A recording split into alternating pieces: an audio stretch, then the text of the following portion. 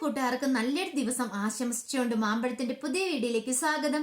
നമുക്ക് നേരെ കിരണിന്റെയും കല്യാണിന്റെ ഇന്നത്തെ വിശേഷത്തിലേക്ക് പോയാലോ. ഇന്നത്തെ വിശേഷത്തിൽ കാണിച്ചിരിക്കുന്ന ഭാനുമതി അമ്മ കാദംബരിയോടും രതീഷിനോടും തന്റെ വിഷമങ്ങളൊക്കെ പറയായിരുന്നു. എങ്ങനെയെങ്കിലും എന്റെ മോനെ രക്ഷിക്കണമെന്ന് പറയാണ്. ഈ സമയത്താണ് രതീഷ് പറഞ്ഞ് കല്യാണി വന്നിട്ടുണ്ട്, ഇനിയിപ്പൊ കല്യാണി നോക്കിക്കോളൂന്ന് പറയാണ്. ഈ സമയത്ത് മുത്തശ്ശി പറഞ്ഞു എന്നാലും അവള് എന്റെ കൊച്ചുമോനെ അകത്താക്കിയല്ലോ എന്ന് പറയാണ്. ഇത് കേട്ടപ്പോ കാദംബരി പറഞ്ഞ് മിണ്ടാതിരിക്കുക, ഇനി ഇങ്ങനെയും കൂടെ സംസാരം ഉണ്ടായിട്ടുണ്ടെങ്കിൽ കിട്ടാനുള്ള സഹായം കൂടെ ഇല്ലാതാവുമെന്ന് പറയാണ്. ഈ സമയത്താണ് സോണിയും കല്യാണിയും അങ്ങോട്ട് വരുന്നത്.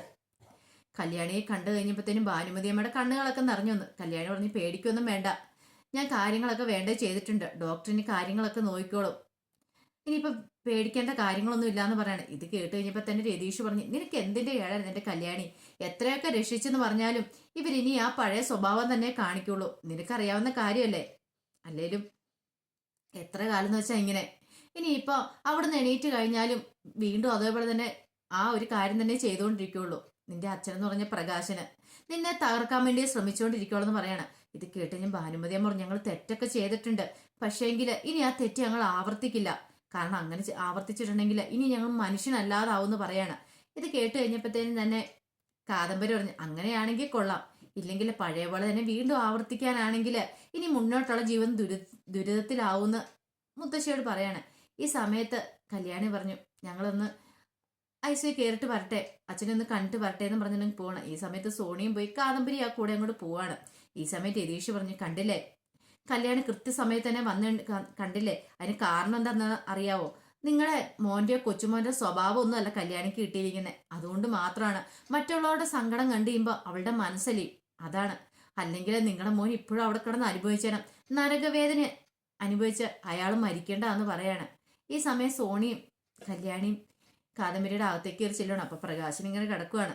പെട്ടെന്ന് ഇവരെ കണ്ടു കഴിഞ്ഞപ്പോൾ തല തിരിച്ചൊന്ന് നോക്കി. സോണി പറഞ്ഞു കണ്ടില്ലേ കല്യാണി ഉള്ളതുകൊണ്ട് മാത്രം ഇപ്പൊ നിങ്ങൾ ജീവിച്ചിരിക്കുന്നേ, കല്യാണിന്റെ ദയം കാരുണ്യം കൊണ്ട് മാത്രം നിങ്ങളുടെ മകന് എന്നോട് ചെയ്ത് തെറ്റാൻ എന്താന്ന് അറിയാവോ, അതിനുള്ള ബലം ഇപ്പൊ അവൻ അനുഭവിച്ചുകൊണ്ടിരിക്കുന്നേ, അവൻ ജയിലിൽ കിടക്കുന്നേ, പക്ഷെങ്കില് ഒരു തെറ്റും ചെയ്യാതെ കല്യാണിയെ നിങ്ങൾ ഇത്രയും കാലം ദ്രോഹിച്ച് ഇനിയെങ്കിലും നിങ്ങളകത്ത് നിർത്തിവെച്ചില്ലെങ്കിൽ നിങ്ങളുടെ ജീവൻ വീണ്ടും അപകടത്തിലാവും, ആ സമയത്ത് കല്യാണി ഒന്നും രക്ഷിക്കാനുണ്ടാവില്ലെന്ന് പറയണം. ഇതെല്ലാം കേട്ട് മിണ്ടായിരിക്കുന്നതിന് കാദംബരി പറഞ്ഞു ഒന്ന് ഇനിയിപ്പോ ഒന്നും മിണ്ടാതിരുന്നാ മതി, ഇവിടുന്ന് എഴുന്നേറ്റ് കഴിയുമ്പോൾ ഞങ്ങൾക്കെതിരെ ചിഹ്നം വിളിക്കാനുള്ള ആളല്ലേ എന്ന് പറയാണ്. സോണി പറഞ്ഞു അതൊക്കെ ശരി തന്നെയാ, പെൺമക്കളെ ഇയാൾക്ക് കണ്ണെടുത്ത കാണത്തില്ലായിരുന്നു, പെൺമക്കൾ എന്ന് പറഞ്ഞിട്ടുണ്ടെങ്കിൽ ഇയാൾക്ക് ചതുർത്ഥിയായിരുന്നല്ലോ, ഇപ്പൊ ആ പെൺമക്കൾ തന്നെ വേണ്ടി വന്നു നിങ്ങളുടെ കാര്യങ്ങളൊക്കെ നോക്കാനെന്ന് പറയാണ്. കേട്ടപ്പോ കല്യാണി പറഞ്ഞു മതി സോണി ഇനിയൊന്നും പറയണ്ട എന്ന് പറയാണ്. ഇത് എത്ര ആൾ കഴിയുമ്പോൾ സോണി അങ്ങോട്ട് ഇറങ്ങുവാണ്. അപ്പൊ കല്യാണി പറഞ്ഞു ഇനിയെങ്കിലും മര്യാദയ്ക്ക് ജീവിക്കുകയാണെങ്കിൽ കൊള്ളാം, ആ പലിശക്കാരന്റെ 10 ലക്ഷം രൂപ കൊടുത്തു പിന്നീട് ഒരു സർജറി നടത്തിയ കാര്യങ്ങളൊക്കെ ഓർമ്മയുണ്ടല്ലോ, അന്നും നിങ്ങൾ ഇങ്ങനെയൊക്കെ തന്നെയാ പറഞ്ഞത്, വീണ്ടും ഹോസ്പിറ്റലിൽ നിന്ന് പോയി കഴിയുമ്പോൾ നിങ്ങളുടെ തനി സ്വരൂപം എടുത്തു, ഇനി അങ്ങനെ ആവാതിരുന്നിട്ടുണ്ടെങ്കിൽ നിങ്ങൾക്ക് കൊള്ളാം എന്നും പറഞ്ഞിട്ട് കല്യാണി അവിടെ നിന്ന് ഇറങ്ങുവാണ്. കാദംബരി ഒന്ന് നോക്കിയിട്ട് ഇറങ്ങി. പ്രകാശൻ ഒന്നും മിണ്ടാതെ പ്രകാശൻ അവിടെ കണ്ണടച്ച് കിടക്കുകയോ മാത്രമാണ് ചെയ്തത്. പിന്നീട് കാണിക്കുന്ന സോണിയും കല്യാണിയും കൂടെ നേരെ ആൽബിയുടെ അടുത്തേക്ക് വരുമായിരുന്നു. ഇപ്പൊ ആൽബി ചോദിച്ചു അല്ല കല്യാണി എപ്പോഴാ വന്നതെന്ന് ചോദിക്കുകയാണ്. ഇത് കേട്ടപ്പോ കല്യാണി പറഞ്ഞു അതെ ഭാനുമതി അമ്മൂമ്മ വന്നിട്ട് കുറച്ച് കാര്യങ്ങളൊക്കെ പറഞ്ഞു, അവരുടെ കരച്ചിൽ കണ്ടപ്പോൾ എനിക്ക് സഹിച്ചില്ല, അതുകൊണ്ട് അച്ഛനായി പോയില്ലേ, അതുകൊണ്ടാണ് ഞാൻ ഇങ്ങോട്ട് വന്നേന്ന് പറയാണ്. ഇത് കേട്ടപ്പോൾ സോണി പറഞ്ഞു ഇവളുടെ അച്ഛനെ രക്ഷിക്കാൻ വേണ്ടി അവൾ ഓടി വന്നാന്ന് പറയാണ്. ഇത് കേട്ട് കഴിഞ്ഞപ്പോൾ ആൽബി പറഞ്ഞു കല്യാണിന്റെ ഈ മനസ്സുണ്ടല്ലോ, എത്ര ദ്രോഹം ആൾക്കാർ ചെയ്താലും വീണ്ടും അവരെ സ്നേഹിക്കാനുള്ള മനസ്സ്, അവരെ സഹായിക്കാനുള്ള മനസ്സ്, ഇതുകൊണ്ട് മാത്രം കല്യാണിക്ക് ഉയർച്ച ഉണ്ടാകുന്നേ, ഈ മനസ്സിനെ ഞാൻ സമ്മതിച്ചു തന്നിരിക്കുന്നു പറയാണ്. എത്രയൊക്കെയെന്ന് പറഞ്ഞാലും ഇത്ര ദ്രോഹമൊക്കെ ചെയ്തിട്ട് പോലും കല്യാണിന്റെ അച്ഛനോട് ഒരു ക്രൂരത കാണിക്കാണ്ട് കല്യാണിക്ക് തോന്നിയില്ലോ, നല്ല മനസ്സാ കല്യാണിന്റെ എന്ന് പറയാണ്.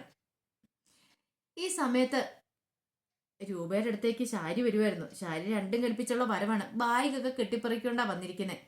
അപ്പൊ രൂപ ചോദിച്ചു എന്താ ഏട്ടത്തി ഒരു മുന്നറിയിപ്പും ഇല്ലാതെ, അല്ല ബാഗൊക്കെ ഉണ്ടല്ലോ, എന്ത് പറയാൻ എന്റെ രൂപ, എനിക്കിനി വീട്ടിൽ നിൽക്കാൻ പറ്റില്ലെന്ന് പറയണം. അതെന്താ വീട്ടിൽ നിൽക്കാൻ പറ്റാത്തെ, അങ്ങേരുണ്ടല്ലോ, അങ്ങേർക്ക് പ്രാന്താന്നുള്ള കാര്യം അറിയാലോ, അങ്ങേര് ഇപ്പൊ എന്നെ ദേഹോപദ്രവം കൂടെ തുടങ്ങിയിട്ടുണ്ടെന്ന് പറയാണ്.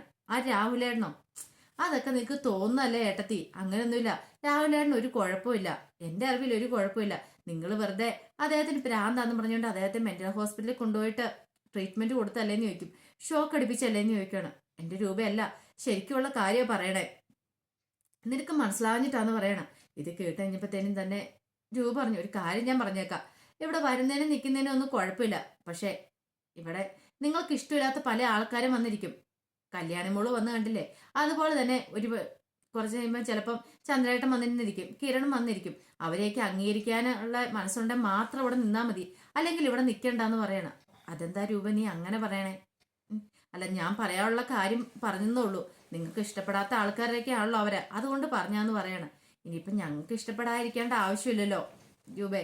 കാരണം ചന്ദ്രസേനും നീയും ഒന്നിച്ച സ്ഥിതിക്ക് ഞങ്ങൾ എന്തിനാ എതിർത്ത് നിൽക്കേണ്ട ആവശ്യമുണ്ടോ എന്ന് ചോദിക്കുകയാണ്. ഇത് കേട്ട് കഴിഞ്ഞപ്പോൾ രൂപ പറഞ്ഞു, കുറെ വർഷങ്ങളായിട്ട് ഞങ്ങള് അകന്ന് കഴിഞ്ഞവരാ. ഇപ്പോഴാണ് വീണ്ടും ഞങ്ങളൊരു ദാമ്പത്യ ജീവൻ തുടങ്ങിയിരിക്കുന്നത്. നിങ്ങൾ വന്ന് അതായിട്ട് നശിപ്പിക്കരുത്. ഞങ്ങളുടെ സ്വസ്ഥതയോടെയുള്ള ജീവൻ നശിപ്പിക്കാനായിട്ട് എന്തേലും പ്ലാൻ ചെയ്തിട്ടാണെന്ന് അറിഞ്ഞിട്ടുണ്ടെങ്കിൽ അറിയാലോ. പിന്നെ ഈ രൂപ എന്താ ചെയ്യുന്നത് പറയാൻ പറ്റില്ല എന്ന് പറയണം. ഇത് കേട്ടതിന് രൂപ പറഞ്ഞു, അതെ, അല്ല രൂപയല്ല, ശാരി പറയാണ്. ഇത് ഇത്രയും പറഞ്ഞു കഴിഞ്ഞപ്പോൾ തന്നെ ശാരി പറയണ, അതെ ഒരു കാര്യം ഞാൻ പറയാൻ രൂപേ, എനിക്ക് അവിടെ നിൽക്കാൻ ഒരു നിർവാഹം ഇല്ലാത്തതുകൊണ്ടാണ് ഞാൻ ഇങ്ങോട്ട് വന്നത്, അല്ലെങ്കിൽ ഇങ്ങോട്ട് വരത്തില്ലായിരുന്നു. ഇത് കേട്ട് കഴിഞ്ഞപ്പോൾ തന്നെ രൂപ പറഞ്ഞു, എനിക്ക് രാഹുലേട്ടനെ കുറച്ച് ദിവസം ഇവിടെ കൊണ്ട് നിർത്തണം എന്നുണ്ടായിരുന്നു. ഇത് കേട്ടപ്പോൾ ഒരു ശാരി പെട്ടെന്ന് പറഞ്ഞു, അയ്യോ വേണ്ട വേണ്ട, അങ്ങേരെ പേടിച്ചാ ഞാൻ ഇങ്ങോട്ട് വന്നിരിക്കുന്നത്. ഇനി ഇവിടെയും കൂടെ അങ്ങേര് വന്നിട്ടുണ്ടെങ്കിൽ എന്താ ചെയ്തു കൂട്ടെന്ന് പറയാൻ പറ്റില്ല. അതുകൊണ്ട് അങ്ങേര് ഇങ്ങോട്ട് കൊണ്ടുവരുന്നതും വേണ്ട, അങ്ങേര് വീട്ടിൽ നിന്നോട്ടെ, കുഴപ്പമൊന്നുമില്ല. കുറച്ചാൾ കഴിയുമ്പോൾ ഞാനും എൻ്റെ മരുമോനും മോളും എല്ലാം അമേരിക്കയ്ക്ക് പോവാ. പിന്നീട് ഒരു കുഴപ്പം ഉണ്ടാവില്ല. രൂപയ്ക്കാണ് സമാധാനത്തോടെ ഇവിടെ കഴിയാലോ. പക്ഷെ അത്രയും നാള് സമാധാനം എന്തെന്ന് എനിക്ക് കുറെ കാലമായിട്ട് ഞാൻ അറിഞ്ഞിട്ടില്ല. അതുകൊണ്ടാണ് ഇങ്ങോട്ട് വന്നത്. സരവി പറയുകയും ചെയ്തു, ഒരു കാര്യം ചെയ്യുക, അമ്മ കുറച്ച് ദിവസം ആന്റിയുടെ വീട്ടിൽ പോയി നിൽക്കുക. അച്ഛൻ്റെ ഉപദ്രവം നിന്ന് അമ്മയ്ക്കൊരു മോചനം ആവുമല്ലോ എന്ന്, അതുകൊണ്ടാണ് ഞാൻ ഇങ്ങോട്ട് വന്നേന്ന് പറയണം. രൂപ പറഞ്ഞു, നിൽക്കുന്നതിനൊന്നും കുഴപ്പമൊന്നുമില്ല, പറഞ്ഞൊക്കെ ഓർമ്മയുണ്ടല്ലോ. ഇവിടെ വെച്ചിട്ട് എന്തേലും കുന്നായ്മത്തരം കാണിക്കാനാ ഭാവമെങ്കിൽ ആ സമയത്ത് ഇനി വീട്ടിൽ നിന്ന് ഇറക്കി വിടുമെന്ന് പറയണം. ഇത് കേട്ടപ്പം രൂപയോട് ശരി പറഞ്ഞു, അങ്ങനെയൊന്നും ഞാൻ ഒരിക്കലും ചെയ്യത്തില്ല രൂപേ, നിനക്ക് എന്നെ വിശ്വസിക്കാന്ന് പറയണം. അല്ല, എൻ്റെ മുറി അവിടെ ഉണ്ടല്ലോ, അല്ലോ ഒഴിഞ്ഞു കിടക്കുവാണല്ലോ എന്ന് ചോദിക്കണം. മുറിയൊക്കെ അവിടെ ഉണ്ട്, പിന്നെ അറിയാലോ ഇവിടെ ആൾക്കാർ വന്നു കഴിയുമ്പം മിക്കവാറും മുറി ഒഴിയേണ്ട വരുമെന്ന് പറയണം. അതൊന്നും പേടിക്കണ്ട, ഞാൻ ഹാളിലാളിലും കിടന്നോളാം, ഒന്നും കുഴപ്പമില്ലെന്ന് പറഞ്ഞിട്ട് ശാരി അങ്ങോട്ട് അകത്തേക്ക് കയറി പോവാണ്. രൂപയ്ക്ക് മനസ്സിലായി ഇത് വെറുതെയുള്ള വരവല്ല, എന്തോ കാര്യമായിട്ട് ഉണ്ട്, എന്തോ ന്യൂസ് പിടിക്കാനുള്ള വരവാന്നും മനസ്സിലായി. പിന്നീട് കാണിക്കുന്ന കിരണിനും ചന്ദ്രസേനും കൂടെ സംസാരിച്ചുകൊണ്ടിരിക്കുകയായിരുന്നു. ചന്ദ്രസേനം പറഞ്ഞു, ശാരി അവിടെ വന്നിട്ടുണ്ടെങ്കിൽ അതിന്റെ പിന്നിൽ വ്യക്തമായിട്ട് എന്തോ ഒരു ലക്ഷ്യം കാണും, ഇല്ലാതെ വരത്തില്ലല്ലോ എന്ന് പറയാണ്. ശരിയാച്ചാ, എന്തേലും ഒരു കാരണം കാണും, അല്ലാതെ അവർ വരത്തില്ല എന്ന് പറയാണ്. ഇങ്ങനെ അവർ സംസാരിച്ചുകൊണ്ടിരിക്കുന്ന സമയത്ത് നേരെ സോണിയും കല്യാണിയും കൂടെ ഹോസ്പിറ്റലിന് വെളിയിലേക്ക് അങ്ങോട്ട് വരുമായിരുന്നു. ഈ സമയത്താണ് ആ കാഴ്ച കാണുന്നത്. കാരണം ഒരിക്കലും കാണരുതെന്ന് കരുതിയ ഒരു കാഴ്ചയാണ് കണ്ടത്. മേഘന കരഞ്ഞുകൊണ്ട് വരുമായിരുന്നു. അർജുൻ മരിച്ചിട്ട് അർജുന്റെ ബോഡി ഇങ്ങനെ പൊതിഞ്ഞുകൊണ്ട് വരുന്നു. അപ്പൊ അത് കണ്ടിട്ട് നിലവിളിച്ചുകൊണ്ട് മേഘന വരുക. പെട്ടെന്ന് കല്യാണെ കണ്ട് ഓടി വന്ന് കെട്ടിപ്പിടിച്ച് കരഞ്ഞിട്ട് പറഞ്ഞു, എൻ്റെ അർജുനേട്ടൻ പോയെന്നും പറഞ്ഞുകൊണ്ട്. ഈ കാഴ്ച കല്യാണിക്ക് സഹിക്കാവുന്നതിൽ അപ്പുറമായിരുന്നു. അപ്പൊ അർജുൻ മരിച്ചെന്നുള്ള ആ ഒരു വാർത്ത ഒരു ദുരന്തമായിട്ടാണ് കല്യാണിന്റെ മനസ്സിലേക്ക് വന്നേ. കല്യാണി ഒരിക്കലും പ്രതീക്ഷിച്ച കാര്യമല്ല അർജുൻ ഇങ്ങനെ സംഭവിച്ചിട്ടുണ്ടെങ്കിൽ ഇനിയിപ്പം മേഘനയുടെ കാര്യം എന്താവും, അതൊക്കെ ഓർത്തിട്ട് കല്യാണിക്ക് പോലും വല്ലാത്തൊരു അവസ്ഥയായി പോയി.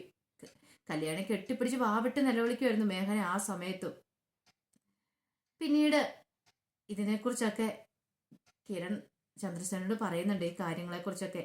കല്യാണി എന്തെന്ന് ചോദിച്ചു കഴിയുമ്പോഴാണ് ഈ പറയുന്നത് മേഘനയുടെ കാര്യങ്ങളൊക്കെ. ഇതെല്ലാം കേട്ട് കഴിഞ്ഞപ്പോഴത്തേനും തന്നെ ചന്ദ്രസേനൻ പറഞ്ഞു, എന്നാലും പാവം ആ കൊച്ച്, അതിനിങ്ങനെ ഒരു ദുർഗതിയായി പോയല്ലോ. പോരാത്തന്നെ അതിൻ്റെ വയറ്റിലൊരു കുഞ്ഞുള്ള ഈ സമയത്ത് തന്നെ ഇനിയിപ്പോൾ എന്ത് ചെയ്യാൻ പറ്റുമെന്ന് ചോദിക്കണം. എന്ത് ചെയ്യാൻ പറ്റുമെന്ന് അറിയത്തില്ല. കല്യാണി അങ്ങോട്ട് പോയേക്കുക. ഇനിയിപ്പോൾ അടക്കം എല്ലാം കഴിഞ്ഞിട്ട് അവരുടെ കാര്യങ്ങളെല്ലാം കഴിഞ്ഞതിന് ശേഷം മാത്രം കല്യാണി വരത്തുള്ളായിരിക്കും. ഇത് കേട്ട് കഴിഞ്ഞപ്പോൾ തന്നെ വളരെ സങ്കടത്തോടു കൂടിയാണ് ചന്ദ്രസേനൻ പറയുന്നത്. ഈ സമയത്ത് ആൽബിക്ക് വരണ്ട, അത് സോണിമോൾ ഇങ്ങനെ ഇരുന്ന് കരയേണ്ട. കഷ്ടിച്ചാണ് സോണിമോൾ രക്ഷപ്പെട്ടെ, ആൽബി സോണിമോളും രക്ഷപ്പെട്ടെ. എന്നാലും അത് ചെയ്യിച്ച ആ ദുഷ്ടൻ, അവൻ മിക്കവാറും രാഹുലായിരിക്കും ഈ പണി ചെയ്യിച്ചേ. അവൻ ഒരിക്കലും ഗതി കിട്ടാൻ പോകുന്നില്ല, അവനെ അനുഭവിക്കാൻ പോകുന്നുള്ളെന്ന് പറയാണ്.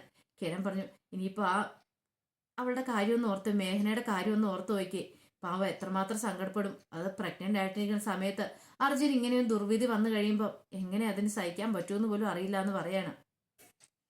പിന്നീട് കാണിക്കുന്ന കല്യാണി നേരെ മേഘനയും കൊണ്ട് വീട്ടിലേക്ക് ചെല്ലുവാണ്. ഈ സമയത്ത് അർജുന്റെ അമ്മയും അച്ഛനോട് ഇരിക്കുന്നുണ്ടായിരുന്നു. അച്ഛനാണ് ഇങ്ങനെ താടിക്ക് കയ്യെ കൊടുത്ത് വല്ലാത്തൊരവസ്ഥയിലാണ് ഇരിക്കുന്നത്. ഇവരെ കണ്ടതും കല്യാണി മേഘനയെ കണ്ടപ്പോൾ തന്നെ അർജുന്റെ അമ്മ ഓടി അങ്ങോട്ട് വരുവാണ്. വന്നിട്ട് ചോദിച്ചു, മോളെ എനിക്ക് സഹിക്കാൻ പറ്റുന്നില്ല, ഇങ്ങ് നോക്കിയേ അവിടെ ഒരാൾ ഇരിക്കുന്ന കണ്ടോ. അദ്ദേഹത്തിനാണെങ്കിൽ സമനില നെറ്റിയ പടിയാ. അർജുൻ മരിച്ചെന്നറിഞ്ഞപ്പോൾ തന്നെ അർജുന്റെ അവസ്ഥയെക്കുറിച്ച് ഓർത്ത് കരയാൻ തുടങ്ങിയതായിരുന്നിട്ട് ഇനി എന്ത് ചെയ്യണമെന്ന് അറിയത്തില്ലാത്തൊരവസ്ഥയിലാണ് ഇരിക്കണമെന്ന് പറയാണ്. ഇത് കേട്ട് കഴിഞ്ഞപ്പോൾ തന്നെ കല്യാണി പറഞ്ഞു, ഞാൻ മേഘനയും കൊണ്ട് അവളുടെ വീട്ടിലേക്ക് പോയായിരുന്നു. പക്ഷെ അവർ സ്വീകരിക്കാനായിട്ട് തയ്യാറായില്ല. പോരാത്തിന് വയറ്റിലൊരു കുഞ്ഞും കൂടെ ഉണ്ടല്ലോ, അതുകൊണ്ട് ഇന്ന് വേറെ നിവൃത്തിയില്ലാത്തതുകൊണ്ട് ഇങ്ങോട്ട് കൊണ്ടുവന്നേന്ന് പറയാം. ഇത് കേട്ടോ അർജുൻ്റെ അമ്മ പറഞ്ഞു, മോൾക്കറിയാലോ ഇവളെയും കൊണ്ട് ആദ്യം മോൻ ഇങ്ങോട്ടാ ഓടി വന്നേ. പക്ഷെ ഞങ്ങൾ ഇവിടെ കയറ്റിയില്ല. അതിന് കാരണമുണ്ട്. ഈ മോള് വലിയ വീട്ടിലെയാ. ഇവിടെ പക്ഷെ ഞങ്ങൾ തന്നെ കഴിയുന്ന എങ്ങനെ ഞങ്ങൾക്ക് അറിയത്തുള്ളൂ. ഞങ്ങൾക്ക് തന്നെ കിടക്കാൻ ഇടവില്ല. അർജുന് താഴെ 2 അനീത്തിമാരുണ്ട്. അവരുടെ കാര്യം പോലും നന്നായിട്ട് നോക്കാൻ ഞങ്ങൾക്ക് കഴിയുന്നില്ല.